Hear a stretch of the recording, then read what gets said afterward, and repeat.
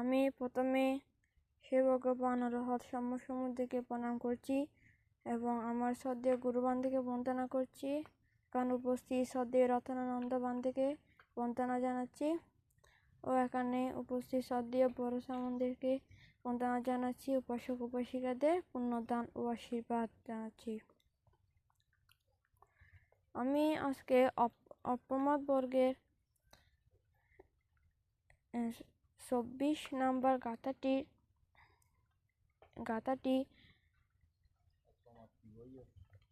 যমক বর্গের অপ্রমাদ বর্গ বইয়ের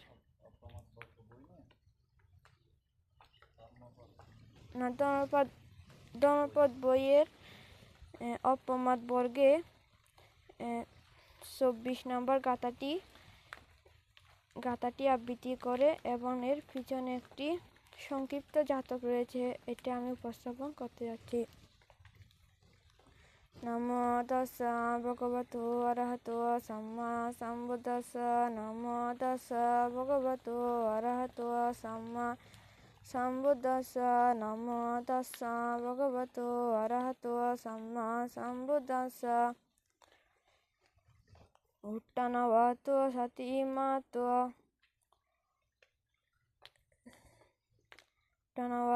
সতিমাতো সায়তাস্সা ধম্মাজীবিনো আপ্পামাত্তাস্সা ইয়ুষু বিবর্ধতি।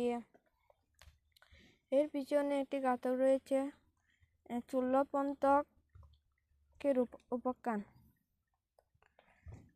ভগবান বুদ্ধ যখন বৃন্দাবনে বাস করতেছিলেন তখন সেখানে চুল্লপন্থকের কথা উঠিয়া আসিলেন। এক রাজগৃহে সেখানে এক ধনাঢ্য পরিবারে তাদের এক মেয়ে জন্মগ্রহণ করেন। তারা সেখানে সপ্ততলা বিশিষ্ট প্রাসাদ 2 তলায় খুব সুরক্ষায় এবং আদর যত্ন সহকারে তাকে লালন পালন করতেছিলেন। সেখানে তাদের বাড়িতে বাস করত কাজ করত এক পুরুষ। সে পুরুষ লোলুপ হইয়া সেই মেয়েটির উপর চোখ পড়ল। তখন সে মেয়ে এবং তারা দুজনে একসাথে বিয়ে করার প্রস্তাব নেয়। তারা মেয়ের পিতামাতাকে জানায় না। তারা গোপনে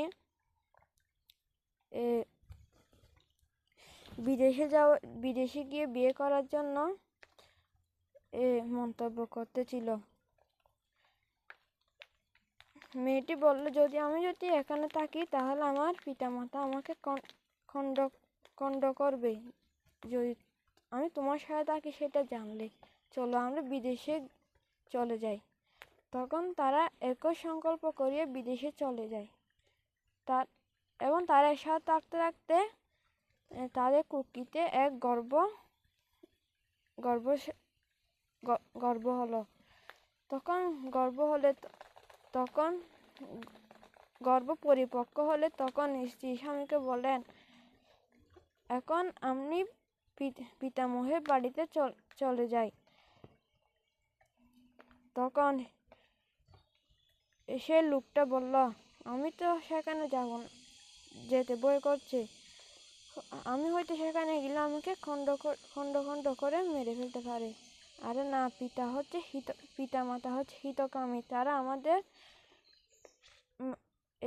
আমাদের কোনোদিন মারবে না, হত্যা করবে না, চলো যাই। তখন সে স্ত্রী যাওয়ার জন্য প্রস্তুত হলো।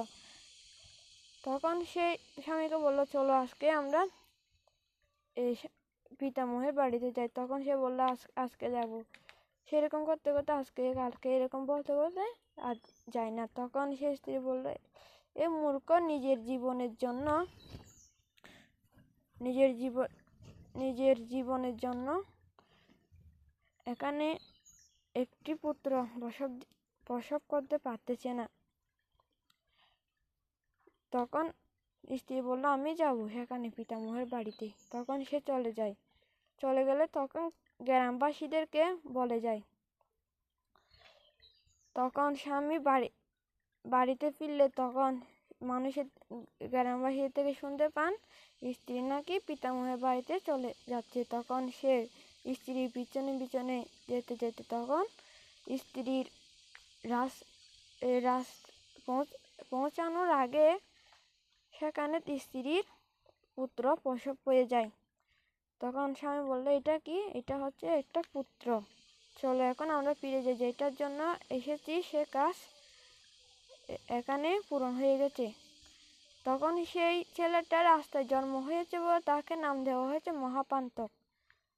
এবং সে খুব অল্প সময়ে আবারও গর্ভবতী হয়। তখন গর্ভবতী হলে তখন আবারও অন্যবারের মতো আবারও যেতে থাকলে তখন সেরূপভাবে তাহার আবার সেখানে পথের দ্বারের পুত্র জন্মগ্রহণ করে।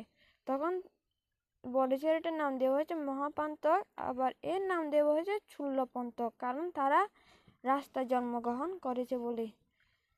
তারা যখন বড় হয় তখন তাদের সেখানে আশপাশের বন্ধুদের যখন খেলতে যায় তখন তারা জ্যাঠা ঠাকুরমা ঠাকুরদা ডাকতে থাকে, ঠাকুরদা ডাকতে শুনতে পায়। তখন সে ছেলে দুজন মাকে এসে বলে, আচ্ছা মা, আমাদের ঠাকুরদা ঠাকুরমা জ্যাঠা জেঠি তারা কি নাই?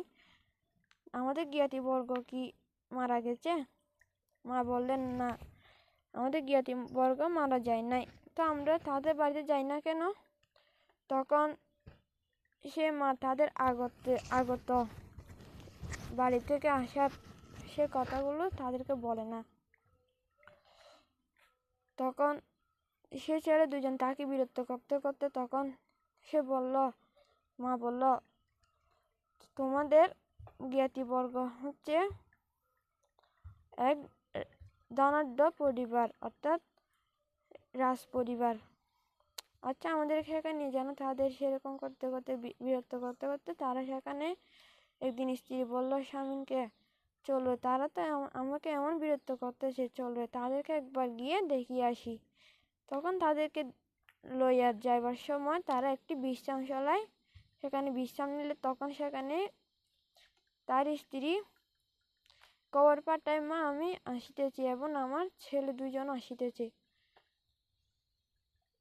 তখন তার বাবা শুনতে পেলে তখন বলেন, তারা হচ্ছে আমাদের মহা অপরাধী, তারা যেন আমাদের চোখের সামনে আসতে না পারে, কিছু অল্প টাকা দিয়ে হলে তাদেরকে পাঠিয়ে দাও। তখন তাদেরকে অল্প টাকা দিয়ে পাঠিয়ে দেন এবং যাদেরকে যে টাকাগুলো নিয়ে গিয়েছিল সে দ্রুত আবার তাদের ছেলে দুটিকে নিয়ে আসে।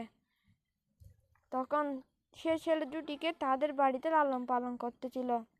লালন পালন করতে করতে তখন মাতামহের সাথে প্রতিদিন বুদ্ধের ধর্মদেশনা শুনতে যেতেন। তখন মহাপান্তক বললেন, মাতামহ, আমি প্রব্রজন নিব, আপনি যদি অনুমতি দেন।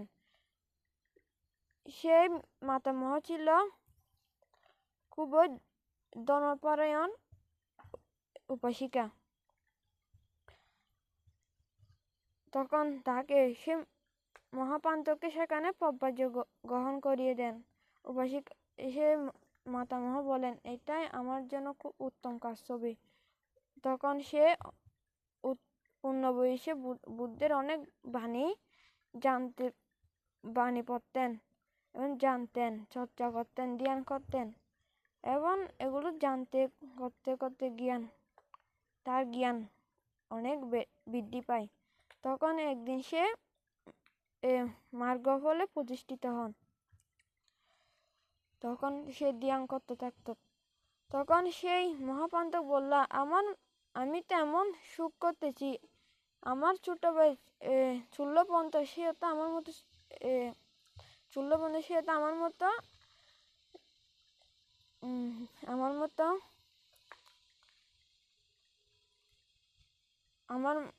আমার মতো বাস করতে পারত এবং খুব শান্তিতে বসবাস করতে পারত। তখন চূল্যপান্তকে গিয়ে বললেন, চূল্যপান্ত তুমি কি আমার কাছে প্রব্রাজ্য গ্রহণ করবে? তখন সে চূল্যপান্তক মাতামহের অনুমতি নিলে তখন তাকে অনুমতি দিলে তখন সে মহাপান্তকের তাকে এই চূল্যপান্তককে প্রব্রাজ্য প্রদান করেন। এবং সেখানে যখন মহাপান্তকের তাকে অনেক সূত্র অনেক ধর্মদেশনা দান করতেন, কিন্তু অনেক সূত্র সে শিখেছিল কিন্তু সে একটা সূত্র বলতে পারে না এবং একটু বুদ্ধের বাণীও জানে না, বলতে পারে না। তখন একদিন মহাপান্তক বললেন, তুমি থেকে ভিক্ষু থাকার এখানে যোগ্য নাই, তুমি এখন একটা সূত্র এখন একটা ধর্মদেশনা করতে জানো না, তোমার থেকে ভিক্ষু থাকার যোগ্য না, তুমি এখান থেকে চলে যাও। তখন সে চলে যায়। সেখানে জীবক কুমার নামক এক উপাসক এসে তাদেরকে ফান করতেছিল। তখন তার আগে সে আমবনে গিয়েছিল বুদ্ধের সাথে দেখা করতে। এখান থেকে উঠে মহাপান্তকেশ্বরীকে বললেন, প্রভু আপনার থেকে কয়জন ভিক্ষু আছে? তখন সে বলে 500 ভিক্ষু আছে, এখানে কিন্তু চূল্যপান্তকেশ্বরী থাকবে না, সে হচ্ছে মূর্খ। তখন তারা সবাই চলে গেলে তখন চূল্যপান্তকেশ্বরী ভাবলেন, আমাকে ফান করে না, এদের সবাইকে ফান করছে, শুধু আমাকে ফান করে না কেন? তখন সে দুঃখিত হয়ে সে প্রব্রাজ্য ধর্ম ত্যাগ করতে চলে যাচ্ছিলেন। তখন ভগবান বুদ্ধ যখন দ্বিতীয় অবলোকন করতেছিলেন তখন সেখানে চূল্যপান্তকেশ্বরীকে দেখতে পেলেন। তখন তার একটা কুটির ছিল, সে যাওয়ার পথে সেখানে ভগবান বুদ্ধকে চক্রমণ করতে দেখতেছিল। তখন সেখানে চক্রমণ করতে দেখতে তখন ভগবানকে প্রণিপাত করে চলে যাচ্ছিলেন। তখন ভগবান বুদ্ধ বললেন, হে চূল্যপান্তক, তুমি কোথায় যাচ্ছ? আমি ধর্ম ত্যাগ করার জন্য যাচ্ছি। ভগবান বুদ্ধ বললেন, তুমি যাইও না, আমি তো তোমার তোমাকে তোমার সব কিছুই দেখাশোনা করব। তোমাকে পান করে নাই, তোমাকে না দিলে আমার এখানে আসতা, তোমাকে কিছু স্বয়ং দিতাম, তুমি জীব ত্যাগ করে তোমার কি লাভ হবে? তখন ভগবান বুদ্ধ তাকে রেখে দিয়ে তাকে অনেক ধর্মদেশনা দেন। ভগবান বুদ্ধ তাকে আগের জন্মের কথা বলেছিলেন। তুমি আগের সময়ে এক ভিক্ষু যখন অধ্যয়ন করতেছিলেন তখন তুমি তাকে মূর্খ বলে উপহাস করেছিলে। তখন সবার সামনে সে লজ্জিত হয়ে আর অধ্যয়ন করে নাই। তুমি যে তাকে লজ্জা দিয়েছ সেটা এখন তুমি ভোগ করতেছ, সেজন্য তুমি এখন মূর্খ। তখন ভগবান বুদ্ধ সেরূপভাবে বিভিন্ন সূত্র এবং দেশনা তাকে প্রদান করেন। সেগুলো শুনতে প্রতিসম্বিদা ফল লাভ করেন এবং পবিত্র ত্রিপিটক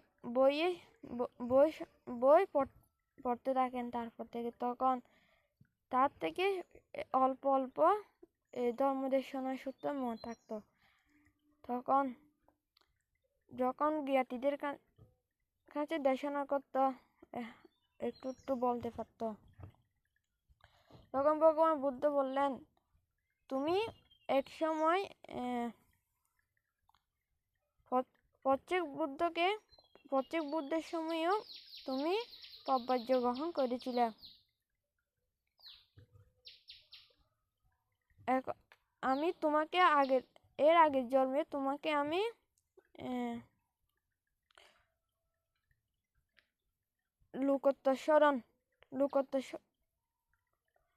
অলৌকিক স্মরণ দিয়েছিলাম, তোমাকে এখন আমি লোকোত্তর স্মরণ দিয়েছি। তখন একদিন যখন ভগবান বুদ্ধ ও চুল্লপন্থক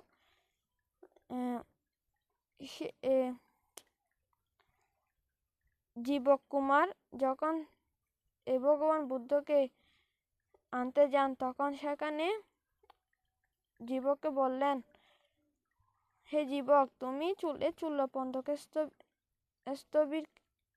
স্থবিরকেও নিয়ে যাও। ভগবান বুদ্ধ তাকে অনুরোধ করলেন, তুমি এর সাবেক গছিয়ে নাও। তখন সে গছিয়ে নিল। এদিকে মহাপান্তক স্থবির তাদের বাড়িতে পৌঁছে যায়। পৌঁছে গেলে তখন সেখানের বাড়ির মানুষেরা বলেন, আরো ভিক্ষু কই? তো আপনি না বলেছিলেন এখানে 500 ভিক্ষু আছেন, তারা কই? তখন মহাপান্তক এসে বললেন, এখানে কেউ নাই, আমি একজনই আছি। তখন একজন দূতকে পাঠালে, সেখানে বলেন, এখানে কয়জন ভিক্ষু আছে দেখে আসো, থাকলে তাদেরকে নিয়ে আসো। সেখানে গিয়ে দেখেন একজন কাপড় সেলাই করতেছে, একজন তার কাপড় ধুতো করতেছে, একজন তার জুতা সেলাই করতেছে। সেরকম ভাবে তারা দেখতেছেন, কেউ কেউ ধর্মদর্শনও করতেছেন। তখন তাদেরকে দেখতে পেলে তখন সে আবার বাড়িতে যায়, গিয়ে বলেন, সবাই সেখানে একটি কাজে জড়িত রয়েছে, তারা আসতেছে না। কেন আসতেছে না? কারণ চুল্লপান্তক স্থবির চুল্লপান্তক স্থবিরকে এখানে ফাং করে নেয় বলে। তখন সে চুল্লপান্তক স্থবিরকে তারা ফাং করেন। তখন স্থবিরকে ফাং করলে তারা যখন একসাথে যায়, সেখানে সবাই তাদের বাড়িতে আসলে সেখানে তাদের বাড়িতে ধর্মদেশনার সূত্রপাত হয়। তারপর সেখান থেকে যাওয়ার সময় ভগবান বুদ্ধ দেখতে পেলেন সেখানে গ্রামবাসীরা সেই চুল্লপন্থক স্থবিরের গুণকীর্তন গাইতেছে। সে আগের জন্মে লৌকিক স্মরণ, এখন লোকোত্তর স্মরণ লাভ করছে, সেটা নিয়ে তারা সেখানে গুণকীর্তন গাইতেছে। তখন ভগবান বুদ্ধ বললেন, আমি তাকে এই জন্মে না আগের জন্মেও সে মূর্খ ছিল, তাকে আমি এরকম তাকে আমি সাহায্য করেছিলাম এরকম মূর্খ অবস্থায়। সে আগের জন্মে একজন ভিক্ষুকে উপহাস করেছিল বলে সে তার এই ফল ভোগ করতেছে। তখন সেখানে ভগবান বুদ্ধ তার চুল্লপন্থক স্থবিরের আগে আরেকটি জাতক কহিলেন। তখন বলা শেষ হলে তখন ভগবান বুদ্ধ তাদেরকে দেশনা করলেন, যিনি উদানশীল, যিনি পবিত্র কর্মা, যিনি স্থিতিমান ও প্রজ্ঞা দিয়ে কাজ সম্পাদন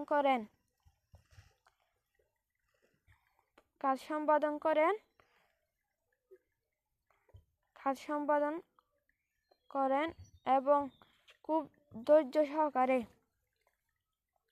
কাজটি মনোযোগ দিয়ে শেষ করেন, তারা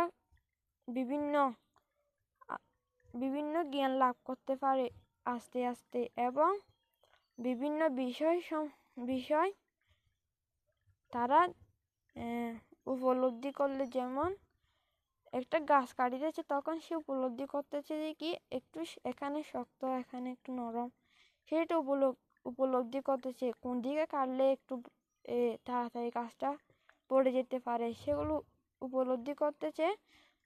তাদের জ্ঞানী তাদের জ্ঞান বাড়ে এবং সে আরও অনেক বড় বড় কাজ করতে গেলে তাদের এই জ্ঞান কাজে লাগাতে পারলে তারা এই কাজটিতে সফল হবে।